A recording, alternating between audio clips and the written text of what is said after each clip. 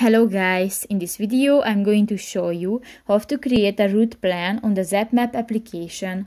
But first of all, I just want to mention, please don't forget to subscribe to our channel, because at 100,000 subscribers we are going to show you our YouTube revenue statistics and growth strategy, how to make money online. So let's jump into it. First of all, open the application on your device. New, click to the routes option next to the list button at the lower side of the screen. And here in the route planner section you can find the create a route plan button.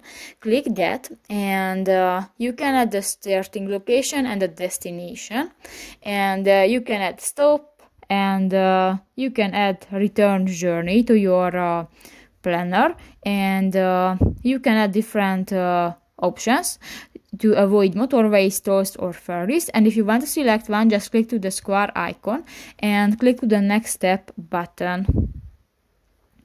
And you can add different information about your route, and if you finish, click to the OK button. So that's pretty much it for this video, guys. See you in the next one. Bye bye.